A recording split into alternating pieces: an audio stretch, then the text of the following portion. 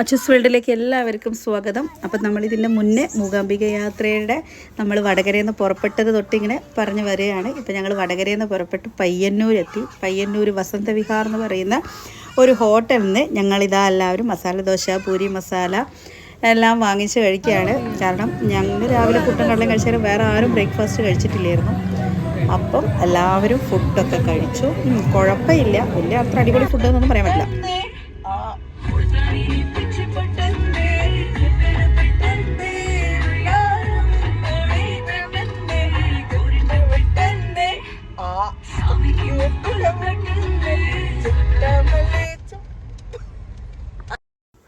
ഞങ്ങൾ പയ്യന്നൂരിൽ നിന്ന് ഫുഡൊക്കെ കഴിച്ച് വണ്ടിയിൽ കയറി കുറേ നേരം പുതിയ നാഷണൽ ഹൈവേയിൽ കൂടിയാണ് ഞങ്ങൾ വന്നത്. രണ്ട് സൈഡിലും കടയില്ല.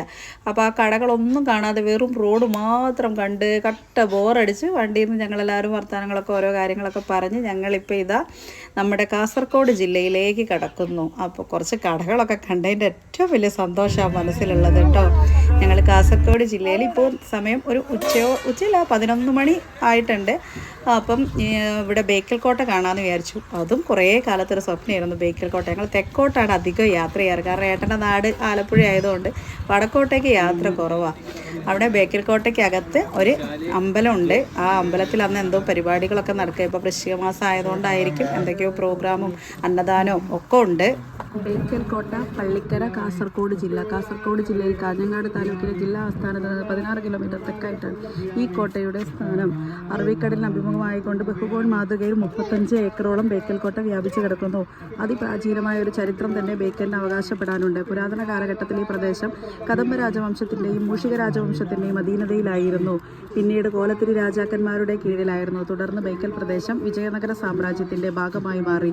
1565 AD തളിക്കോട്ട യുദ്ധത്തിൽ വിജയനഗര സാമ്രാജ്യത്തിൻ്റെ പതനത്തിനു ശേഷം ബഡ്നൂർ രാജാവ് ഈ പ്രദേശം പിടിച്ചടക്കുകയും ചെയ്തു. ഇക്കേരി നായക്കന്മാർ എന്ന പരക്കെ അറിയപ്പെടുന്ന ബഡ്നൂരിലെ ശിവപ്പ നായകൻ 1650 AD ബേക്കൽ കോട്ട നിർമ്മിച്ചുവെന്ന് വിശ്വസിക്കപ്പെടുന്നു. കാസർകോട്ടെ ചന്ദ്രഗിരിക്കോട്ടയും അദ്ദേഹം തന്നെയാണ് നിർമ്മിച്ചത്. എന്നാൽ ചില ചരിത്രകാരന്മാരുടെ അഭിപ്രായത്തിൽ കോലത്തിരി രാജാവ് നിർമ്മിച്ച ബേക്കൽ കോട്ട പിന്നീട് ശിവപ്പ നായക്കൻ പുതുക്കി പണിയുകയാണ് ഉണ്ടായത്.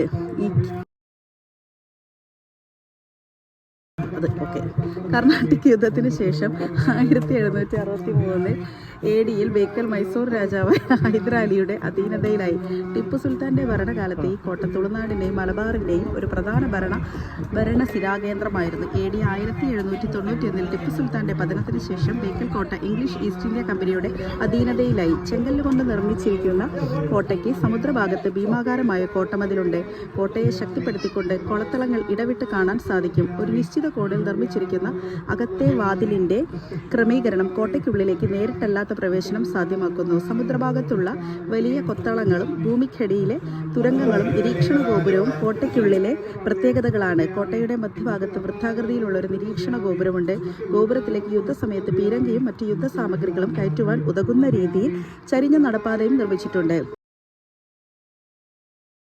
പറങ്കിയിലല്ലേ പോർച്ചുഗീസുകാരെ ഡച്ചുകാരൊക്കെ വന്ന സമയത്ത് അവർ പെട്ടെന്ന് ഇതിലേക്ക് യുദ്ധത്തിലൂടെ അതായത് ഇതാക്കാതിരിക്കാൻ വേണ്ടിയിട്ടാണ് ഈ ഫോർട്ട് നിർമ്മിച്ചതിൻ്റെ ഉദ്ദേശം.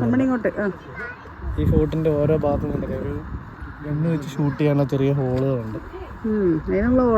ആ ഹോളിനകത്ത് കൂടെ തോക്ക്, അതായത് ഇങ്ങോട്ടുള്ള ആളെ കാണൂല, ആ തോക്ക് മാത്രമേ നമുക്ക് കാണാൻ കഴിയത്തുള്ളൂ. അങ്ങനെ ഈ കടൽ മാർഗം വരുന്നവരെ സമുദ്രമാർഗം വരുന്നവരെ വെടിവെക്കാൻ ഉപയോഗിച്ചിരുന്നത്. ഞാനവിടെ ആ കാസർഗോഡ് ബേക്കൽ കോട്ടേൻ്റെ അകത്ത് കണ്ട ഒരു ബോർഡിലെ കാര്യങ്ങളാട്ടോ ഞാൻ അത്രയും വായിച്ച് നിങ്ങളെ കേൾപ്പിച്ചത്. ഇനിയുണ്ട് കുറേ കേട്ടോ. ഇനി ബേക്കൽ കോട്ടയൊക്കെ കണ്ട് ഞങ്ങൾ വീണ്ടും യാത്ര തുടരുകയാണ്. ഞങ്ങളിനി അടുത്തത് ഞങ്ങൾ മംഗലാപുരത്തെത്തി. ഉച്ചയ്ക്ക് അവിടുന്ന് ഒരു ഫുഡൊക്കെ കഴിച്ച് ഒന്ന് റിലാക്സ് ചെയ്യുകയാണ്. ഇതാപ്പോൾ ഞങ്ങൾ നമ്മുടെ കേരള സ്റ്റേറ്റ് വിട്ടു. നമ്മൾ അടുത്ത സ്റ്റേറ്റിലേക്ക് പോവുകയാണ് ഗായ്സ്.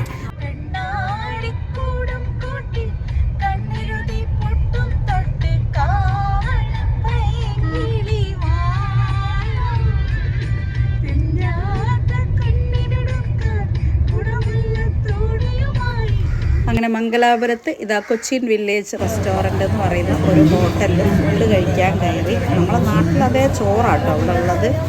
കറിയൊക്കെ ഇങ്ങനെ എന്താന്നൊക്കെ നമുക്ക് നോക്കാം. ഞങ്ങളിങ്ങനെ മറ്റൊരാളെ പാത്രത്തിലൊക്കെ നോക്കിയപ്പോൾ നമ്മളുടെ അവിടുത്തെ പാലക്കാട് മട്ട പോലത്തെ അങ്ങനത്തെ അരി ഉണ്ടല്ലോ, അതിൻ്റെ ചോറാണുള്ളത്. അത് ബാക്കിയെല്ലാം നമുക്ക് നോക്കി എന്തൊക്കെയാണ് വരുന്നത് എന്നുള്ളത് കേട്ടോ.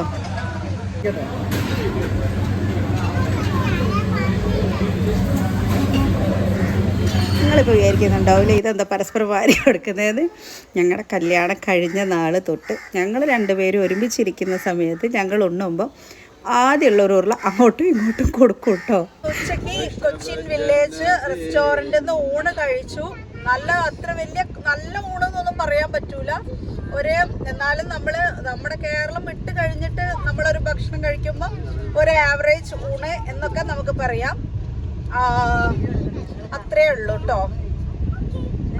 ചോറൊക്കെ നല്ല ചോറ്, അവിയല്, തോരന്, പപ്പടം, പായസം, കുഴപ്പമില്ല. ആവറേജ് ഊണ് നമ്മൾ ആ ഫുഡിനെ സംബന്ധിച്ച് നമ്മൾ പറയും. വീണ്ടും ഉടുപ്പി ഹൈവേയിലേക്ക് കയറി. ഇനി നമ്മൾ ഇവിടുന്ന് നേരെ ഉടുപ്പിക്ക് പോകുകയാണ്. പറയൂ. ആധികാരികമായിട്ടൊക്കെ പറയുകയാണെങ്കിൽ NH66 അങ്ങനെയൊന്നും പറയാൻ എനിക്കറിയില്ല. യെസ്, അത് തന്നെ.